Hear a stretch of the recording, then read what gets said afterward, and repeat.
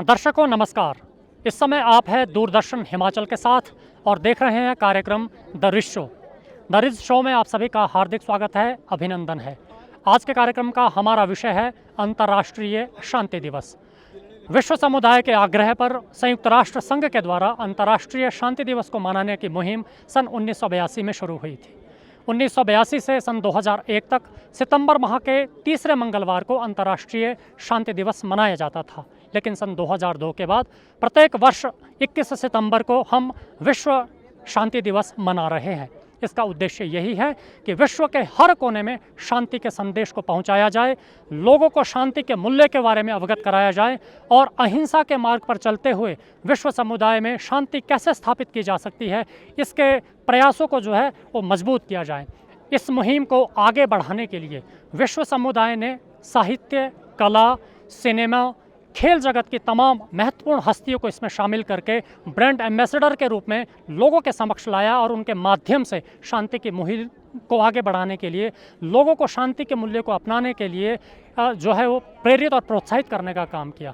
इस वर्ष भी अंतर्राष्ट्रीय शांति दिवस मनाने का हमारा यही प्रयास है कि कैसे लोग मानवाधिकारों और शांति के जो मूल्य हैं उनको अपनाते हुए विश्व समुदाय में शांति की भावना को स्थापित कर सकते हैं। इसी विषय पर जानकारी लेने के लिए हमारे साथ ऐतिहासिक रिज मैदान पर शिमला के स्थानीय लोग और यहाँ घूमने आए पर्यटक हैं। इनसे हम इनके विचारों को जानते हैं कि वो शांति के मूल्यों के बारे में कितने अवगत हैं और उनके क्या विचार हैं।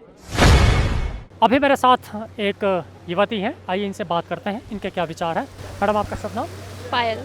पायल कहाँ के रहने वाले हैं? शिमला। क्या करते हैं जी? जॉब करते हैं। जॉब करते हैं जी। पायल, जैसा हम देखते हैं कि विश्व समुदाय में आजकल कई ऐसे समाचार देखने को मिलते हैं कि एक जी। देश दूसरे देश से लड़ रहा है, जी। एक समाज दूसरे समाज से लड़ रहा है। तो ऐसे समय में अंतर्राष्ट्रीय स्तर पर शांति स्थापित करने के लिए क्या प्रयास किए जाने चाहिए? क्यों शांति स्थापित होना जरूरी है? हमारी जनरेशन के लिए बेटर है, आगे से आगे, क्योंकि वैसे देखा जाए तो जितनी हमारी आने वाली जनरेशन है वो चाहती है कि ये सब हो ही ना, हिंसा तो हो ही ना। वो पीस पे ज़्यादा बिलीव करती है, क्योंकि जितना अपने में हम रहेंगे उतना अच्छा रहेगा हमारे लिए, दूसरों के लिए उतना ही रहो जितना इम्पोर्टेंट है। फिर ज़्यादा हिंसा भी नहीं होगी, ना किसी के मामले में ज़्यादा पढ़ने की ज़रूरत होती है आजकल, क्योंकि सब भी एक ही जनरेशन शांति रहती है, ज़्यादा वो किसी के साथ लड़ती झगड़ती तो नहीं है इतना। बाकी जो इंटरनेशनल लेवल पे हो रहा है वो थोड़ा इंटरनेशनल लेवल का ही है, फिर वो चीज़ें तो उनके आपस की है। वो लोग अगर आपस में समझौता करें तो ज़्यादा बेटर है। अब वही लोग देख सकते हैं। जी बिल्कुल। हमारी जो संस्कृति है जी। वो भी शांति प्रिय संस्कृति रही है जी। और इसके साथ साथ हमारे कई महापुरुष भी ऐसे हुए जिन्होंने अहिंसा के मार्ग पर चलने की शिक्षा दी है, चाहे वो विवेकानंद जी हो या महात्मा गांधी जी हो। तो इनके जीवन से हमें शांति के मार्ग पर चलने के लिए क्या प्रेरणा मिलती है? ये इन लोगों ने हमेशा शांति किया है, जैसे गांधी जी है, इन्होंने भी शांति के वे पे ही हमको आज़ादी दिलाई। ठीक है, भगत सिंह वगैरह उन्होंने भी बहुत अच्छा योगदान दिया हमारी आज़ादी के लिए। बट ये भी इम्पॉर्टेंट था, क्योंकि हिंसा से तो ऐसे कि जान नहीं जाती, खून बहता है ज़्यादा, तो इस वजह कि जो बातों से सुलझ जाए वो ज़्यादा इम्पॉर्टेंट है, कि हिंसा की ज़रूरत ही ना पड़े। बस इसलिए उन्होंने भी काफ़ी प्रयास किया था इस बारे में। संयुक्त राष्ट्र संघ की एक पहल है कि विश्व समुदाय शांति के सिद्धांतों को अपनाए, मानव मूल्यों को समझे, मानवाधिकारों की रक्षा करे। विश्व समुदाय का ये प्रयास कैसे सफल हो सकता है? एफर्ट करके, जितना हो सके प्रचार करके, लोगों को समझा के, जितना हो सके लोग खुद समझें कि क्या इम्पोर्टेंट है हमारे लिए, वो ज़्यादा बेनिफिट, क्योंकि अगर हम खुद से शुरुआत नहीं करेंगे तो किसी और को भी हम समझा नहीं सकते। पायल, अगर मैं व्यक्तिगत तौर पे आपसे कहूँ कि शांति की स्थापना में पायल का क्या योगदान रह सकता है, आप कैसे शुरुआत? मैं शांति रहती हूँ, मैं ज़्यादा के साथ लड़ती झगड़ती नहीं हूँ। अगर ये कोई लड़ भी रहा है, झगड़ रहा है, इससे अच्छा कि वो लोग आपस में सुलझ जाए, बातों से ज़्यादा हाथापाई ना हो तो ज़्यादा बेटर रहता है। बाकी शांति रहो तो ज़्यादा बेटर है। जी। इसकी शुरुआत कहाँ से होनी चाहिए? खुद अपने से, परिवार से, खुद समाज से। अगर आप खुद शांत है, आपकी फैमिली भी वैसी रहेगी। मतलब देखने से तो काफ़ी असर पड़ता है।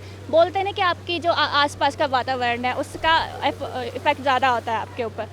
तो बस वही, तो अगर शुरुआत हम खुद से करेंगे, हमारे घर से शुरुआत हो जाएगी, फिर वो कहीं और बाहर जाएंगे, फ्रेंड्स के साथ रहेंगे, उस तरह से रहेंगे, उनसे फिर वो उनके घर तक पहुँचेगा। मतलब एक तरह की चेन बन जाएगी आगे से आगे।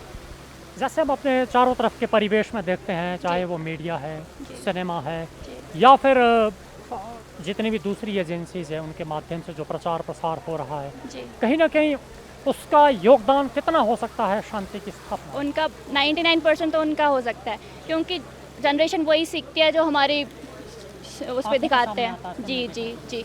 अब लोग बच्चे हैं, छोटे मूवीज़ देखना पसंद करते हैं, उसमें उनको फाइट्स पसंद होती है।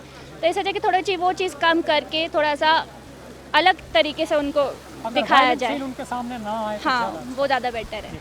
जी, आप स्टूडेंट रही हैं, जॉब कर रहे हैं, पढ़ी लिखी युवती हैं यहाँ पर। जी, आपको क्या लगता है कि ये जो हमारे शिक्षण संस्थान हैं जी। और जो सोशल फोरम्स हैं, उनका कितना योगदान रह सकता है शांति स्थापना में? उनका तो 100% ही रहेगा, क्योंकि जब हमारी जनरेशन जाएगी कॉलेज, स्कूल, कॉलेज, शुरुआत वहीं से ही होती है, तो वो ज़्यादा उनका असर पड़ता है। क्योंकि मतलब कि 8 से 9 घंटे बच्चा के स्कूल में रहता है और वहाँ पे ज़्यादा वो सीखता है। आसपास क्या है, टीचर सिखाते हैं, बाकी वो घर जाता है, फिर वो चीज़ ज़्यादा इफेक्ट करती है। अब हम ही से हम जो भी चीज़ अगर हम स्कूल में सीखते थे, वो चीज़ हम घर जाके मम्मी पापा को बताते थे कि मम्मी हमारे साथ ऐसा हुआ, टीचर ने ये बताया। तो बस वही चीज़ें फिर जब घर वालों तक पहुँचेगी तो वो भी समझेंगे, सीखेंगे, बच्चों से सीखेंगे, थोड़ा सा बड़ों से सीखेंगे, तो वो आपस में मेल जोल खा जाता है। हम बात कर रहे हैं इंटरनेशनल पीस डे के विषय में। अंतर्राष्ट्रीय लेवल पर हम शांति कैसे स्थापित कर सकते हैं? हमें अच्छी संगत बनाना चाहिए, अच्छी बुक्स पढ़नी चाहिए और अहिंसक के मार्ग में चलना चाहिए। जी, आपने बात करी कि हमें अच्छी बुक्स पढ़नी चाहिए। जी। कौन सी बुक्स से आपको पीस की प्रेरणा मिलती है? धर्म शिक्षा जैसे कि धर्म शिक्षा बुक्स है हमारे डीएस जी। की, वहाँ पे दयानंद, स्वामी विवेकानंद और महात्मा गांधी से जी, अच्छा, स्वामी विवेकानंद के जीवनी से आपको क्या प्रेरणा मिलती है?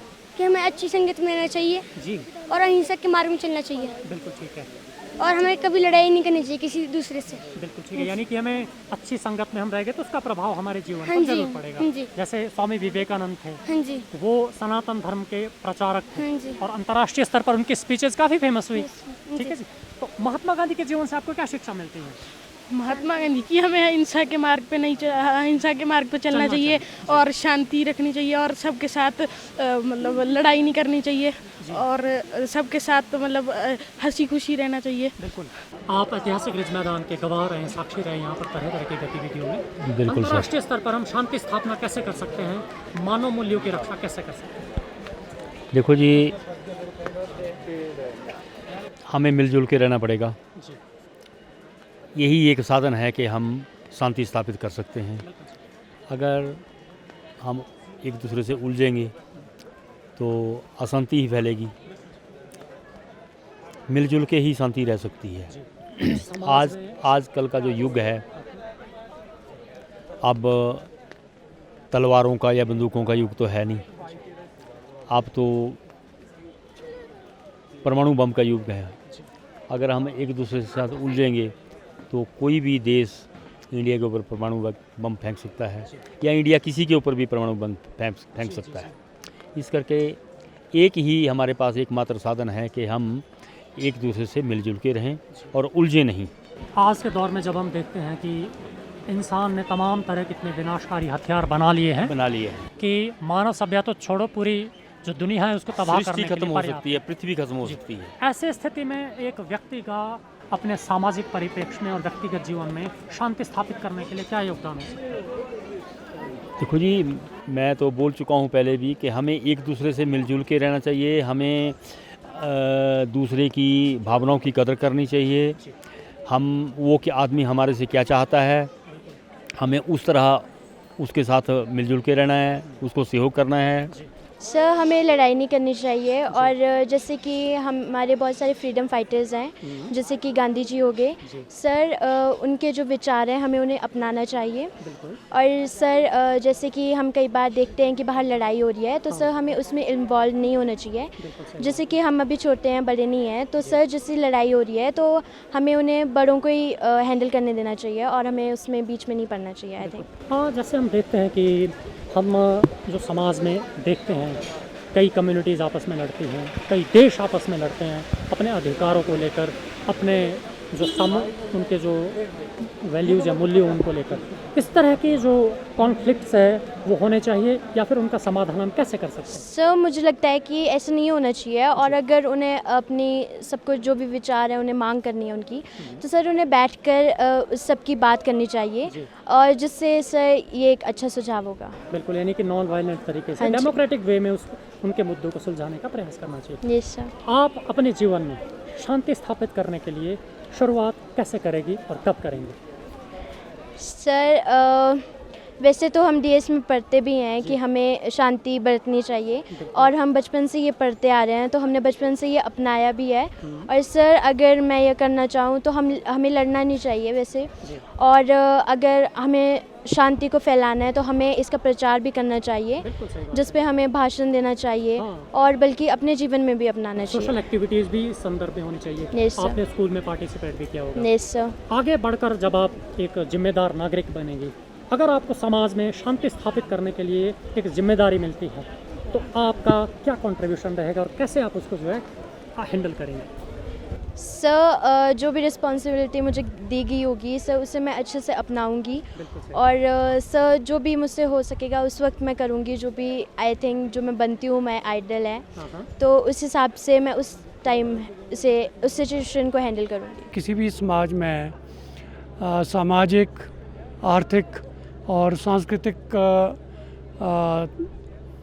उन्नति के लिए शांति होना जो है वो एक मौलिक जो है वो ज़रूरत है।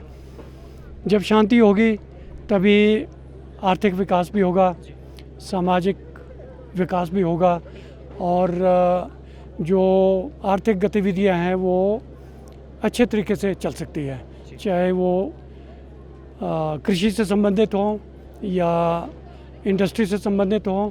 ये सारी गतिविधियां तभी अच्छे तरीके से चल सकती है जब शांति जो है वो रहे, और उसके लिए सभी लोगों को प्रयत्न करना चाहिए। वो अपने क्षेत्र में, चाहे वो गांव में रहते हों, शहर में रहते हों, सरकारी कर्मचारी हों या कोई प्राइवेट नौकरी कर रहे हों, उनको जहां भी वो रह रहे हों, इसके बारे में अपने लोगों को जो उनके साथ काम करते हैं, उनके सहयोगी हों या दूसरे हों, उनको निरंतर इस विषय के ऊपर लोगों को जो है वो ब्रीफ करना चाहिए, उनको समझाना चाहिए कि एक बेसिक जो है वो कंपोनेंट है जिसके आधार पर समाज में जो है वो तरक्की हो सकती है, इलाके में तरक्की हो सकती है, और ज़ाहिर है जब इलाके में और अपने इंस्टीट्यूशन में आपके माहौल अच्छा है तो पूरे राज्य में, पूरे देश में और पूरे विश्व में भी शांति रहेगी। ठाकुर सर, हम अक्सर देखते हैं कि यूनाइटेड नेशन ऑर्गेनाइजेशन का ये एक प्रयास है कि विश्व समुदाय संगठित होकर समन्वित तरीके से शांति स्थापना के सिद्धांतों को अपनाएं और उन पर पालन करें। लेकिन दुर्भाग्य ये है कि जितनी भी डेवलप्ड इकोनॉमीज़ हैं उन्होंने अपनी टेक्नोलॉजी का इस्तेमाल अपनी जो डिफेंस प्रोक्योरमेंट है उसको सुदृढ़ करने में तो किया है, लेकिन ना कहीं इस टेक्नोलॉजिकल वॉरफेयर में एक डोमिनेंस फैक्टर भी आता है।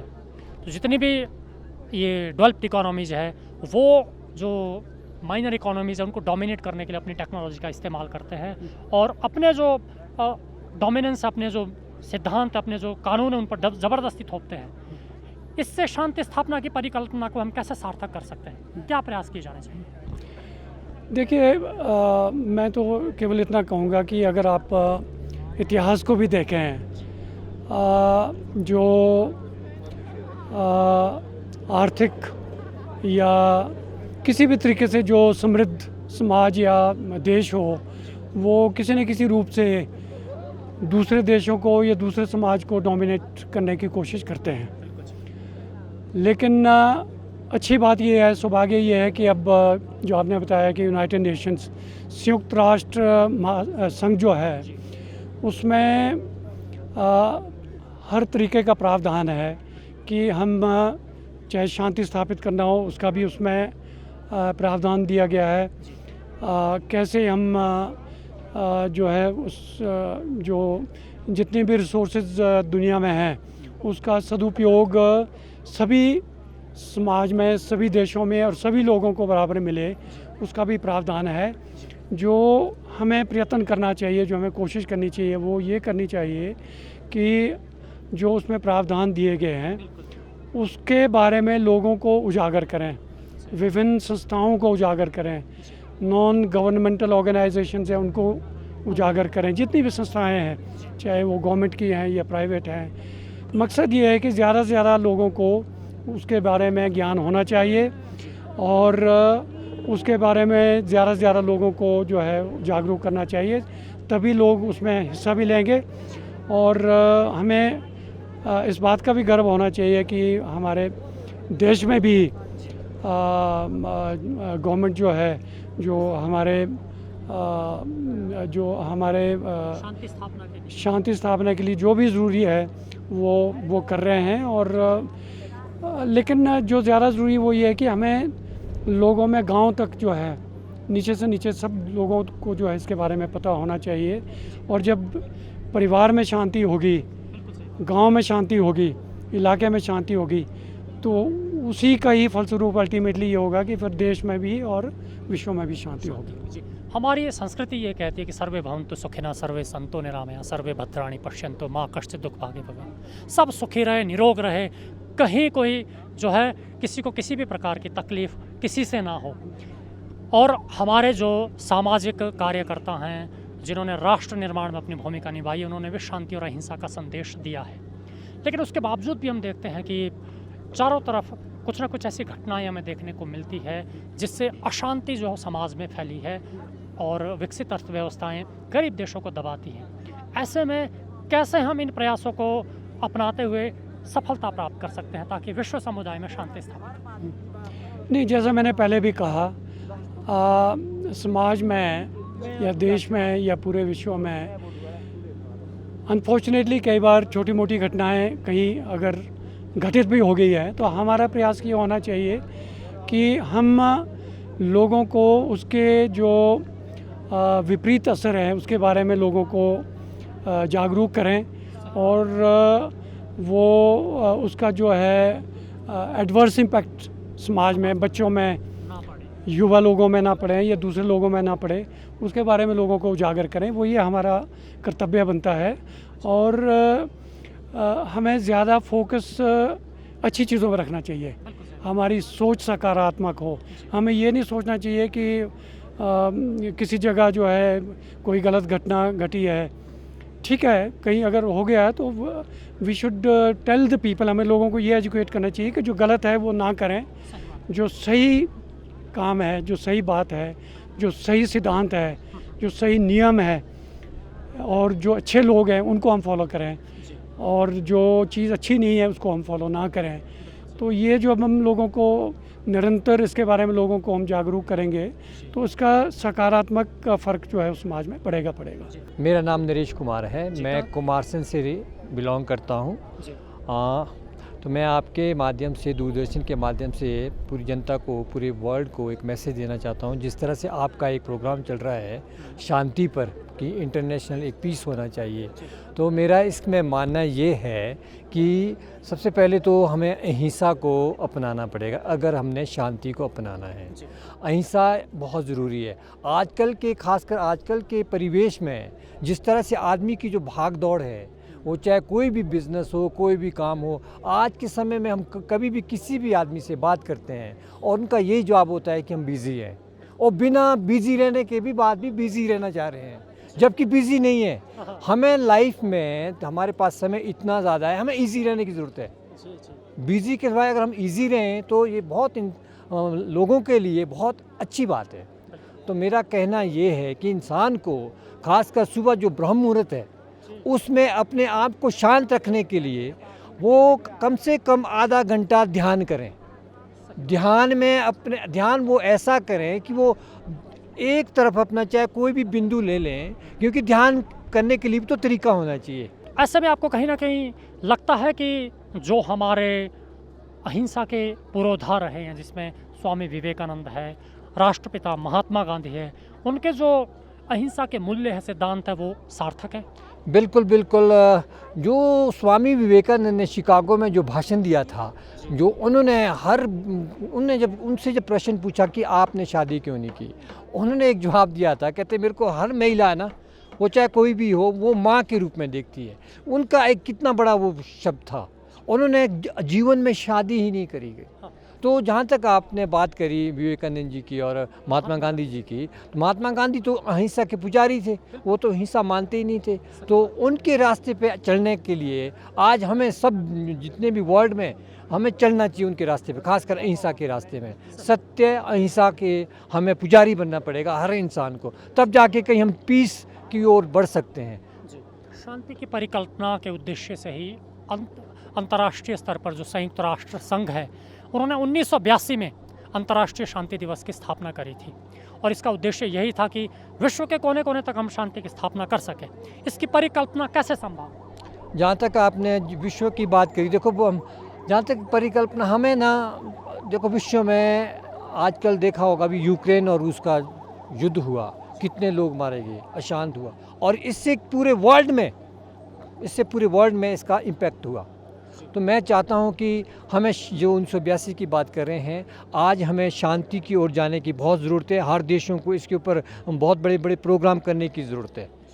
तो मैं चाहता हूं कि आपके चैनल के माध्यम से, दूरदर्शन के माध्यम से जितने भी हमारे देश हैं, इनको जो राष्ट्राध्यक्ष हैं, उनको शांति की ओर अपना मतलब वक्तव्य देना चाहिए और पीस की हमें शांत रहना मतलब बहुत ज़रूरी है हर देश को, और तब जाके कहीं हम आगे बढ़ सकते हैं। नहीं तो अगर इस तरह से बात हुई, युद्ध हुए, तो नेचुरली टेररिज्म की ओर बढ़ता है देश। बिल्कुल, यानी कि जहाँ देशों में द्वंद्व होता है उससे अर्थव्यवस्थाएं भी, इस पर अर्थव्यवस्था पर विपरीत प्रभाव पड़ता है।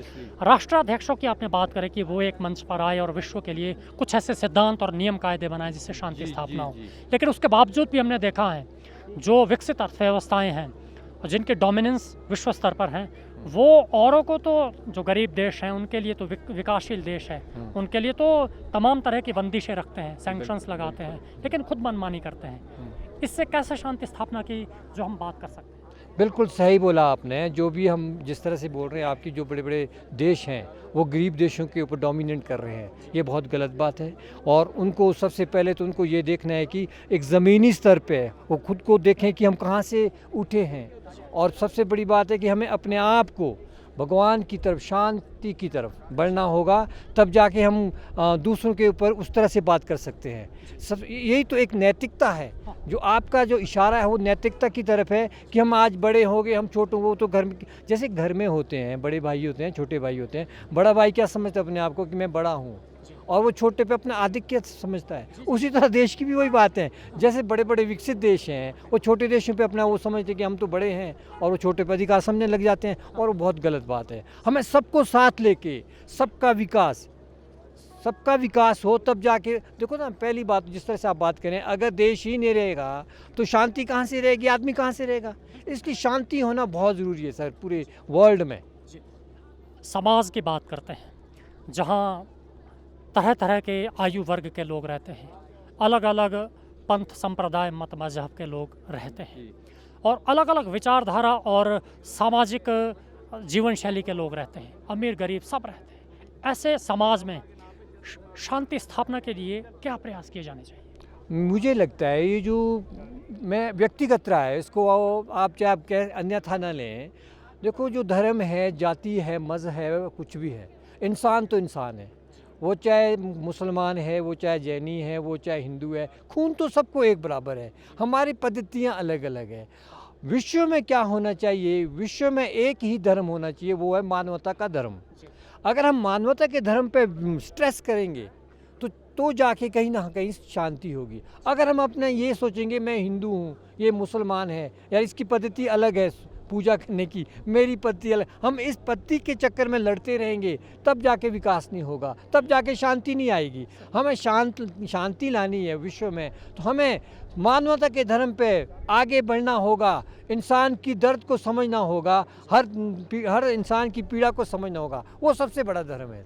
दर्शकों, अंतर्राष्ट्रीय स्तर पर शांति की स्थापना किस प्रकार से हो, इसकी शुरुआत अगर हम अपने अंतर्मन से शांत प्रयासों के साथ शुरू करें तो हम अपने परिवार में शांति के साथ साथ समाज और देश में शांति के प्रयासों को सफल बना सकते हैं। सभी देश अगर संयुक्त रूप से शांति के प्रयासों पर अमल करें, कुछ ऐसे नियम और सिद्धांत बनाएं जिससे सभी देशों के जो लोग हैं वो एक दूसरे की भावनाओं को समझें, एक दूसरे की ज़रूरतों को समझें और शांतिपूर्ण प्रयासों से सभी अर्थव्यवस्थाओं को समान रूप से विकसित होने का अवसर दें, तो निश्चित तौर पर पूरे विश्व में शांति स्थापना में ज़्यादा समय नहीं लगेगा। उसके लिए ज़रूरी है कि हम एक दूसरे के नैतिक मूल्यों और भावनाओं को सम्मान दें, इज्जत दें। आज के रिश्तों में इतना ही। अगले अंक में फिर एक नए विषय के साथ आपके साथ फिर से मिलेंगे। अनुमति दीजिए। आप सभी को नमस्कार।